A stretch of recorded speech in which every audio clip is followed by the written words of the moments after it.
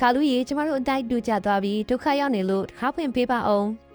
သို့တော့ကာလူငတ်၏ဇနီးကဟန်တားလိုက်ပါတယ်ဒီမှာရှင်တစ်ခါတော့ဖွင့်ဖို့မစင်စားနဲ့နော်ဒါကနန်းတော်မဟုတ်ဘူးအိမ်အသေးလေးပဲသူ့ကမှအဝတ်မခံနိုင်ဘူး ထိုအခါကာလူကသူတို့ကငါတို့ကိုကူညီဦးတယ်လေငါတို့ပြန်ပြီးကူညီတဲ့နေထင်တယ်ဒါပေမဲ့လည်းဇနီးဖြစ်သူကညှင်းဆိုလိုက်ပါတယ်သူတို့လုပ်ပေးတာကဟာလကအတိုက်ဆောက်ပေးတာပဲလေထားရစမ်းပါရှင်လဲအိတ်တော့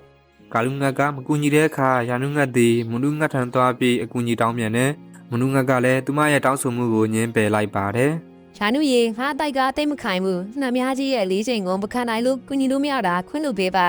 ဘသူကမှမကူညီကြတဲ့အခါရာနုငတ်သည်မိနုငတ်ထံပြန်လာပြီးဝမ်းနည်းစွာနဲ့ပြောလိုက်ပါတယ်အားလုံးကအထကြီးကြတယ်ငါတို့သူတို့ကိုဘလောက်ကူညီခဲ့တဲ့ဆိုတာကိုမေ့ကြအောင်ဆောင်နေကြတယ်ထိုအခါမိနုကြီးကငိုပါနဲ့ရာနုရဲ့ငါတို့ဘသူ့အပေါ်မှမကောင်းတာမလုပ်ခဲ့ရင်ဘုရားသခင်ကငါတို့ကိုမဆမပါဟုပြောလိုက်ပါတယ်ထိုညမှာမိုးကလည်းမယမနာတဲထန်စွာရွာနေလေတဲ့ကလေးများကစားလောင်ပြီးအေးစိမ်လာကြတယ်ထိုအခါမိနုကြီးကလာကြငါနဲ့တူလိုက်ခဲ့ကြဦးဆိုကတပင်အိုကြီးတပင်ထန်ခေါ်သွားပါတယ်